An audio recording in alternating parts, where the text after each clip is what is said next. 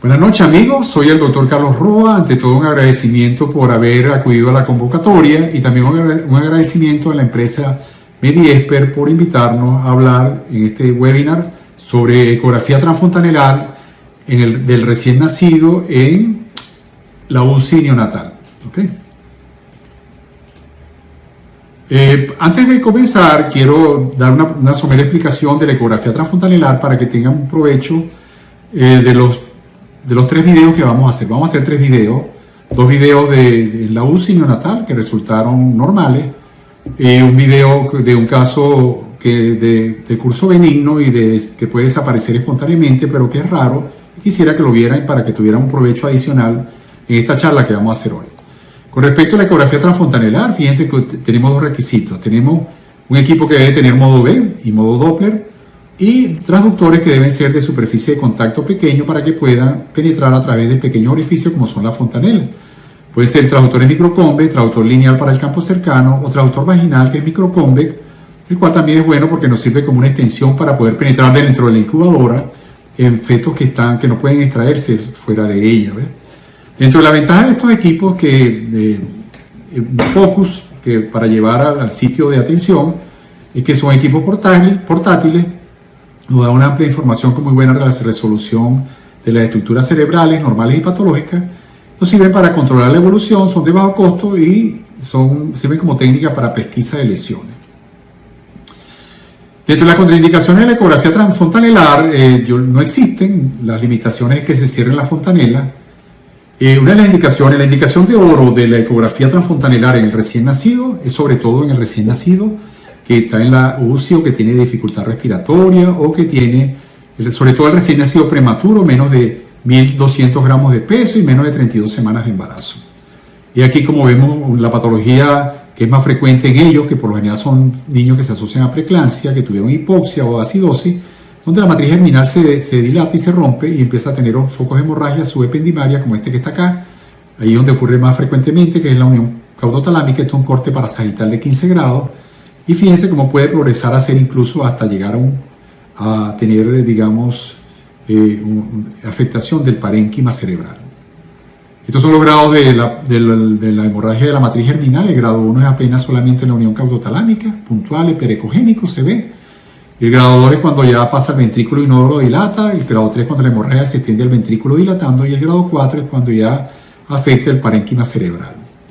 Recuérdense que hay una de la evolución que debemos hacer del niño que tuvo hipoxia, que es que debe hacerse un eco a la segunda o tercera semana, porque muchas veces nosotros vamos a tener que lo vemos normal, la sustancia blanca periventricular al nacer, pero luego a las 14 semanas empiezan a aparecer esos focos anecoicos que corresponden a leucomalacia periventricular y son de muy mal pronóstico, o sea que el eco también debe hacerse evolutivo. Hay otras indicaciones como en la sepsis, en las infecciones. Fíjense, aquí hay dos casos, uno de dilatación del ventrículo en caso de Zika y calcificaciones, en este caso de los ganglios de la base, y en ocasiones también tenemos calcificaciones intraparenquimatosas. Entonces, entre las conclusiones que debemos tener, que debe ser el primer estudio imagenológico en la evaluación del encéfalo normal y patológico del recién nacido, la ecografía transfontanelar, guía importante para pasar a otro estudio. En el prematuro debe ser parte obligada del seguimiento de rutina y se debe disponer de un equipo portátil en las unidades de patología neonatal con personal entrenado porque es operador dependiente. Es un método sencillo, no invasivo, no usa radiación. Y estos son los cortes que quiero que ustedes, esto es lo que nosotros exploramos, los puntos, digamos, diana o que debemos buscar para saber si ese niño tiene una hidrocefalia, una hemorragia, o tiene un tumor, o tiene otra patología infecciosa, por ejemplo. Hacemos cortes coronales y cortes sagittales. Cortes coronales que van desde la frente hasta la parte del occipucio. Fíjense cómo vamos desplazando el transductor. El primer corte es sobre la órbita, se llama transfrontal, y vamos a ver simplemente las estructuras del lóbulo frontal. El segundo corte, y ya es a nivel de los ventrículos laterales, las astas anteriores, pero aún no hay plexo coroideo allí. Esto que vemos aquí es el tálamo, esto es el núcleo caudado. La cisura interhemisférica, aquí va a estar la seno longitudinal superior y vamos a tener el espacio subaronoideo acá. El El tercer corte es el corte trastalámico, que lo hacemos, se llama trastalámico, pero se reconoce porque existe en esta parte, que son los ventrículos laterales, existen 3 puntos ecogénicos que son el plexo coroideo en el piso de los ventrículos. El cuarto corte ya extendiéndonos un poco más atrás y sobre el cerebelo vamos a ver la imagen del arbolito de Navidad, que es esta que tenemos acá, donde está, vemos acá en el centro el vermis, a los lados del hemisferio cerebeloso izquierdo y el derecho, seguimos viendo ventrículo, seguimos viendo cuerpo calloso y luego nos desplazamos un poco más atrás en el barrido coronal y vamos a ver el corte de los bastones que decimos en radiología, que se hace sobre las astas occipitales. El último corte se hace ya sobre el lóbulo parietal y occipital, que ese le digo yo el Cristo porque parece un Cristo crucificado, aquí es occipital y aquí es parietal.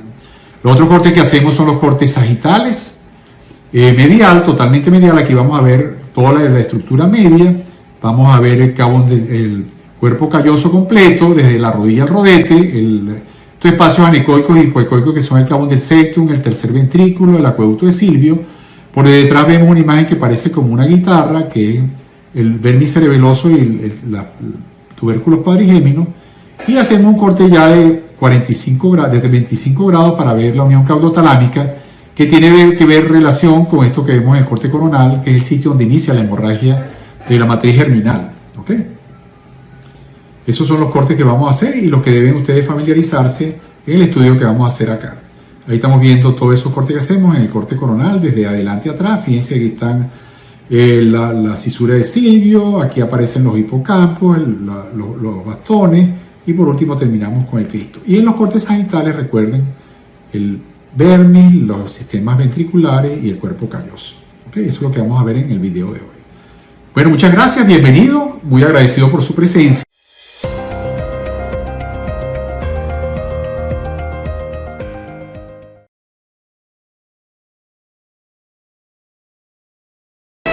Hola, soy el Dr. Carlos Roa, ginecólogo, imaginólogo y especialista en medicina fetal. Hoy realizaremos una neuropocus en el punto de atención directamente en la UCI neonatal y vamos a trabajar con el traductor PM5E Mediester y realizaremos el estudio donde podremos realizar tomas con un traductor microcombi a través de la fontanela anterior y realizaremos el diagnóstico de este paciente.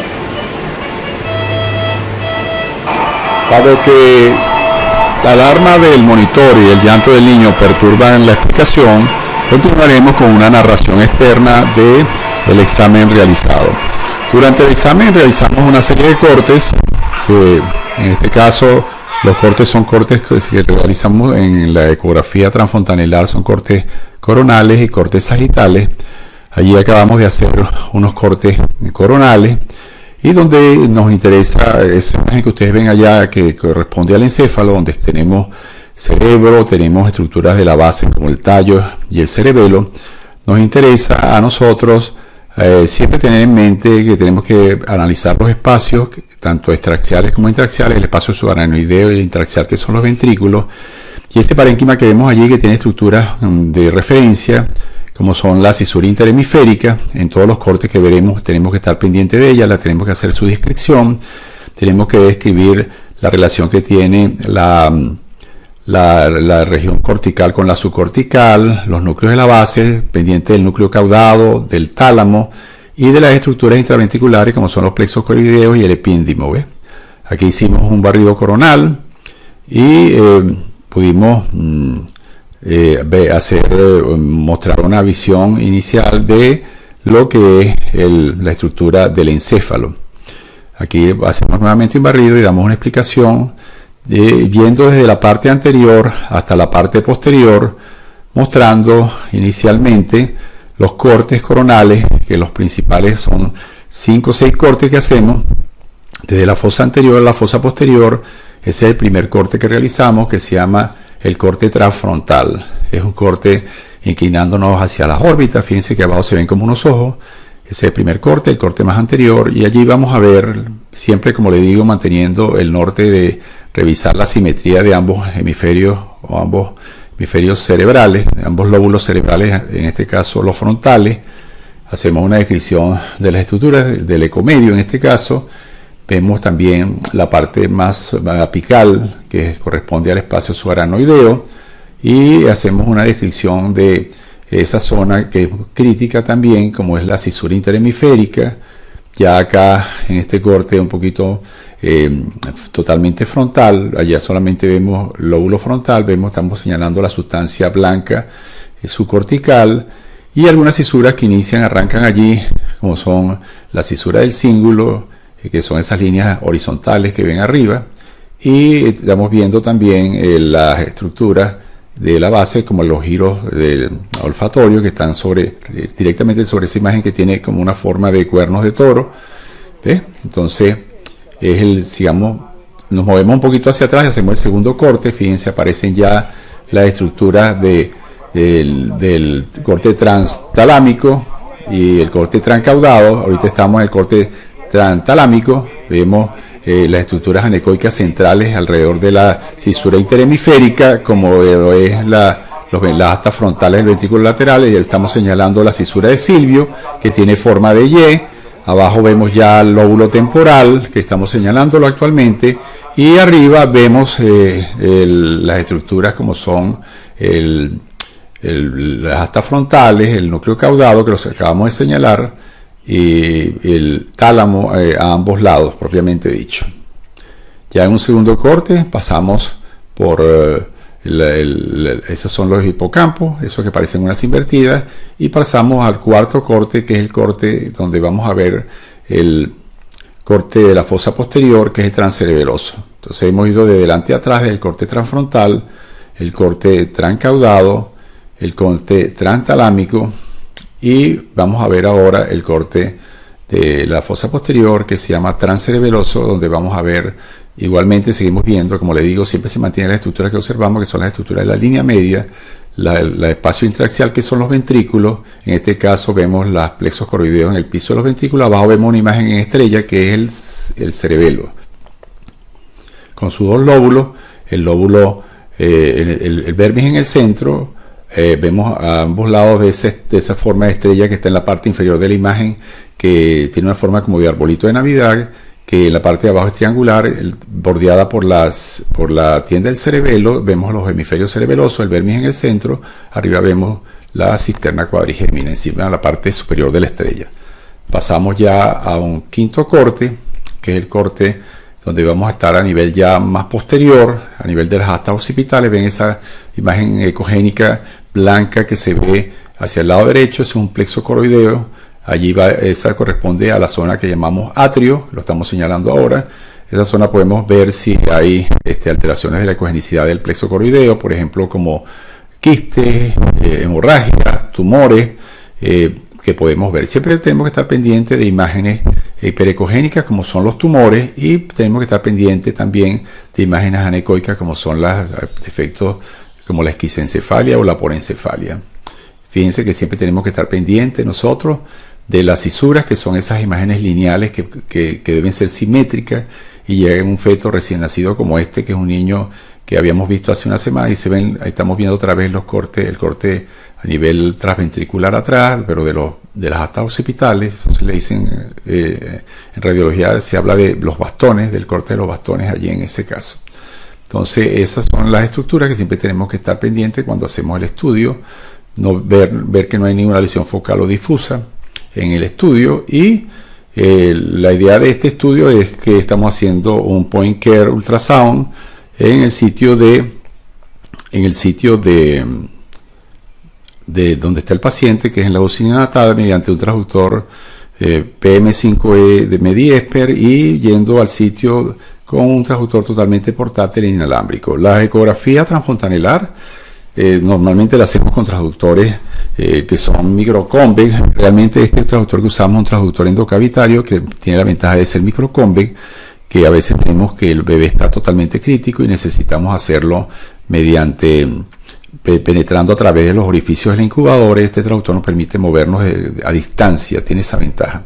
En este caso se podría usar el microconvex, que es el indicado, y también se pueden usar transductores lineales, sobre todo para ver las estructuras cercanas que están como son los espacios subaranoideos, el seno longitudinal superior, y para ver un campo cercano de la sustancia cortical y subcortical cuando tengamos un punto de interés respectivamente. Muy bien, entonces podemos ver acá cómo vamos a hacer ahora los cortes sagitales. Los anteriores que hicimos fueron los cortes coronales. Muy bien, entonces en los cortes sagitales vamos a ver la estructura de la línea media, vamos a ver cisuras, una muy importante como es la del cíngulo, la cisura pericallosa, el cuerpo calloso.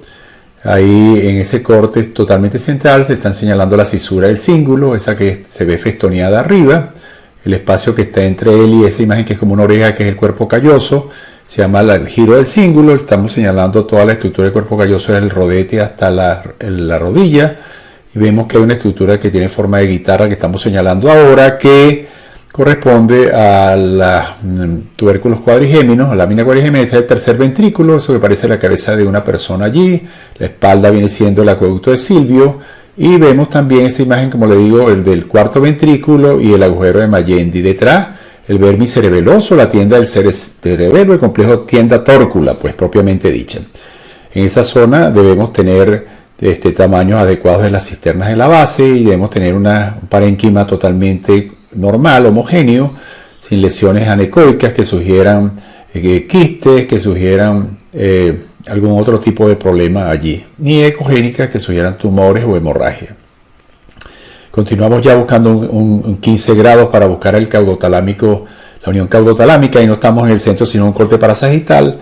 Como podemos ver, hay una zona que tiene una forma de C, que la ven ahí, que abarca desde el cuerpo del ventrículo lateral del asta frontal, que es allí, va hacia el asta occipital, que es como esa parte de atrás, y en la parte temporal.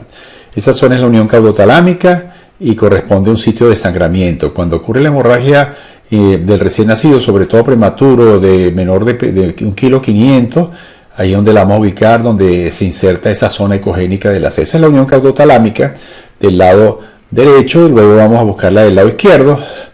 Lo hacemos igual, y fíjense cómo ya este corte que estamos haciendo ya es buscando la parte más lateral en el corte parasagital de 25 grados, que es la zona donde la cisura de Silvio está totalmente tangencial, y podemos ver allí la ínsula de Rayleigh, que es. El segundo caso que veremos es un caso de un recién nacido de bajo peso a término que presentó un síndrome de dificultad respiratoria del recién nacido, y es hijo de una paciente preeclántica.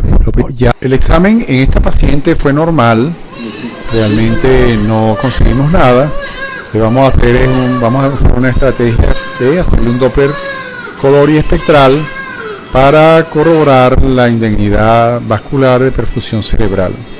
El Doppler lo hacemos nosotros en la arteria cerebral anterior. Ya estamos iniciando con un barrido, vemos que la onda necesita ajustarse, vamos a aumentar un poquito la ganancia para poder resaltar mejor la imagen. Luego de allí vamos a aumentar la ganancia, mejora la huella de la onda. El Doppler es importante en algunas patologías, la hipertensión por ejemplo endocraniana, para poder uno precisar si la hipertensión está influyendo en la perfusión cerebral. Fíjense cómo ya ajustamos la onda, bajamos la línea de base, ajustamos el PRF, y ya podemos prácticamente proceder a realizar mediciones. La medición es importante porque nos va a hablar de la velocidad, de la resistencia, y la onda allí tiene un índice de resistencia y pulsatilidad adecuado. En este caso vemos una onda de velocidad de flujo Doppler normal, con una sístole amplia y también con una diástole amplia. O sea, la sístole es la parte más alta de la onda y la diástole es la parte del valle abajo, antes de comenzar el nuevo ascenso, que es la nueva sístole. Fíjense que ahí tenemos un índice de resistencia que da 0,68 normal. Entonces cumplimos con esa parte en la parte del Doppler. Okay, vamos a comenzar, vamos a abordar a través de la fontanela anterior. Aquí podemos ver lo que grabamos. Vamos a revisar todas las estructuras, comenzando desde la zona frontal. Vemos que hay una cisura interhemisférica muy separada. Abordamos los ventrículos laterales que se ven bien, plexo coroideo del piso de los ventrículos laterales, el resto de la estructura donde está. Vamos a proceder a hacer los cortes sagittales. Ahora vamos a hacer el corte sagital para ver el cuerpo calloso. Y podemos ver, como podemos ver más adelante acá, el cuerpo calloso. Que aquí vemos la estructura, aquí vemos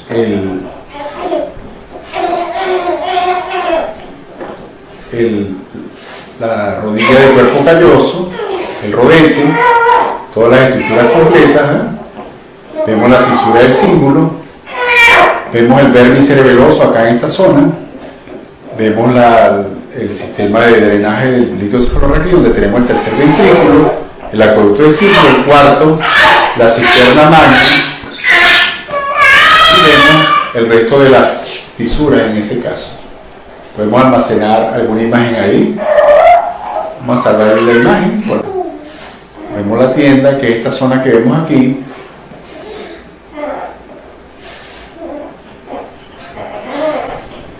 Vemos la tienda del cerebelo. Vemos el hemisferio cerebeloso izquierdo y el hemisferio cerebeloso derecho. Vemos parte de los ventrículos laterales y vemos que la cisura interhemisférica es una cisura interhemisférica muy amplia. Eso hay que estudiarlo, revisar, puede ser que sea necesario que complementemos con otro método de imagen. ¿Okay? Vamos a colocarle algo de Doppler a ver si podemos abordar las arterias. Aquí vemos algunas de las arterias del cerebro. Vemos la arteria pericallosa. Vemos que es un cerebro con buenos plegamientos.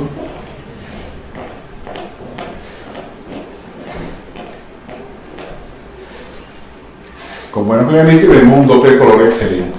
¿De acuerdo? Vamos a hacer una última revisión.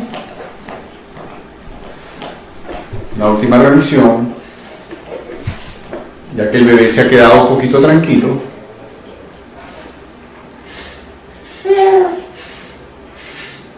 Y vemos que no logramos ver algún problema allí en toda la evaluación.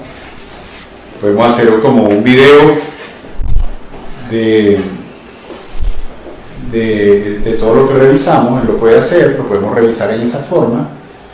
Y vemos, por ejemplo, todas las estructuras que vimos del hemisferio frontal hasta la zona occipital. Ahí vamos frontal, vemos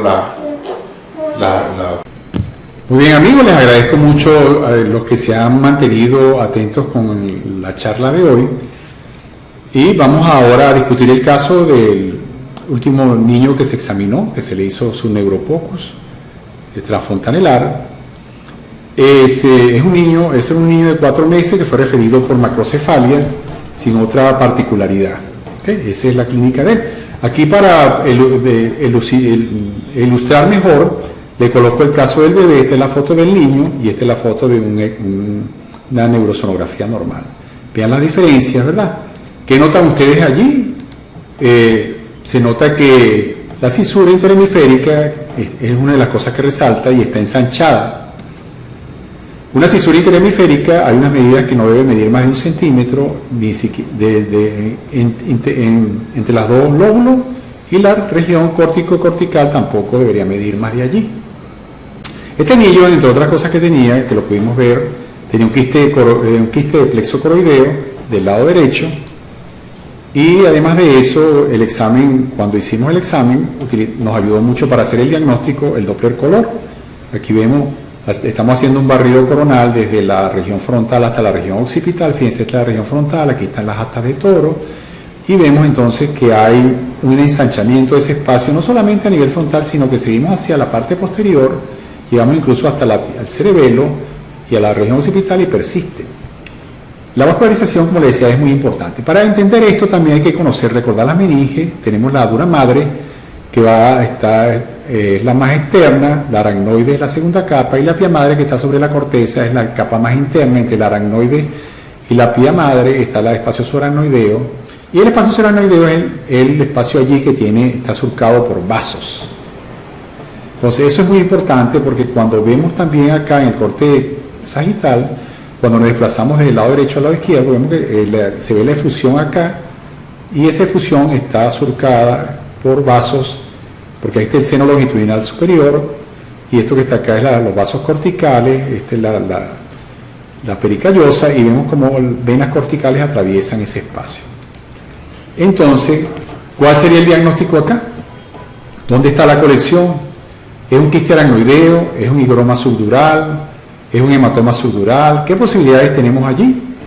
Esa es la pregunta. ¿Y cuál sería el diagnóstico, que es lo más importante? Aquí podemos ver como si hay vasos que están en todo el espacio subaracnoideo, pero también hay vasos flotando dentro de la acumulación líquida en esa zona. Y podemos ver aquí ya unos cortes utilizando ecografía tridimensional color. Este sería un corte coronal. En el espacio vemos el seno longitudinal superior y vemos vasos dentro del espacio del líquido. Igualmente lo vemos acá, este es el corte sagital. Aquí hay una magnificación de esta zona donde se ve el acúmulo de líquido, que por lo general en esta patología se ubica más hacia la región frontal. Vemos el seno longitudinal superior, en este caso un corte longitudinal, pero vemos estos vasos atravesando esa colección líquida allí. ¿Okay? Los vasos que cruzan demuestran que es espacio subaracnoideo y descarta higroma o colecciones subdurales. Entonces descartamos incluso quistes aracnoideos, entre otras patologías. ¿Cuál es el diagnóstico diana? ¿Cuál es el signo norte para saber que estamos en el espacio subaracnoideo? Ver venas corticales atravesando el espacio. Entonces llegamos a la conclusión que lo que tenemos es un aumento del líquido cefalorraquídeo dentro del espacio subaracnoideo. Recuerden, cuando hicimos el examen con el nefropocus, con el neuropocus, vimos que había un aumento de líquido, y lo que nos da el diagnóstico es el Doppler color atravesando eso se llama el signo de la vena cortical. ¿Okay? Eso es lo que va a dar el diagnóstico. Estos espacios hay que aprender a medirlo.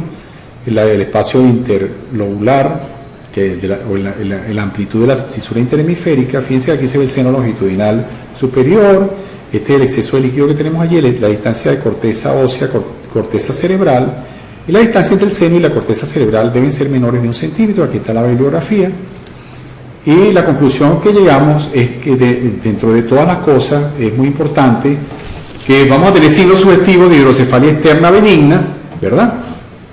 La hidrocefalia externa benigna es un aumento del líquido cefalorraquídeo que dilata el espacio subaracnoideo, con mayor ubicación a nivel frontal. Es una entidad en niños que por lo general acuden porque tienen un perímetro cefálico aumentado de tamaño, y en ellos es donde podemos conseguir esta patología, que tiende a tener una resolución espontánea y a desaparecer aproximadamente a los 4 años. Algunos pueden tener residual, pero no se asocian a ventriculomegalia interna, y por lo general es de un curso benigno. Sin embargo, se ha visto que algunos de estos niños tienden a tener, como se dice, que la hidrocefalia externa idiopática benigna es un trastorno dependiente de la edad, autolimitado en el tiempo y de etiología incierta. Sin embargo, a veces se puede asociar a una encefalomiopatía mitocondrial y a la microdeleción del 22q11.2. Hay trabajos prenatales que también se han hecho diagnósticos prenatales, hay unas separatas muy buenas por allí, en las cuales también se ha asociado con síndrome de Luna. Entonces, es una hidrocefalia externa, porque si recuerden que dentro de la distribución del líquido cefalorraquídeo hay dos espacios: el espacio intraaxial, que son los ventrículos, y el extraaxial, que es el espacio subaracnoideo con sus respectivas cisternas. La hidrocefalia no es más que el aumento del líquido cefalorraquídeo. Por lo general sabemos que nos referimos a los ventrículos. La hidrocefalia puede ser obstructiva o comunicante, y aquí entonces estamos distinguiendo dos casos: la hidrocefalia externa idiopática benigna, que es del espacio subaracnoideo, y la hidrocefalia clásica, que es el aumento interno de los ventrículos cerebrales con su repercusión variable que podemos tener en varios pacientes. Entonces, para recordarle que puede existir esta posibilidad, y se llama hidrocefalia externa benigna idiopática. Muchas gracias a todos los que tuvieron la paciencia para mantenerse con nosotros. Le agradecemos mucho su presencia y esperamos que esto ha sido de mucha utilidad para ustedes. Además, agradecemos a la empresa Mediesper por patrocinar estos foros de conocimiento, y estamos a su orden para servirle, tanto en Ceyun.net, la Escuela de Ultrasonido, el Centro de Enseñanza e Investigación de Ultrasonido en Medicina, como lo tienen allí, y también como asesor médico de Mediesper.io. Muchísimas gracias, que tengan buenas noches y hasta la próxima. Gracias. Paramos aquí.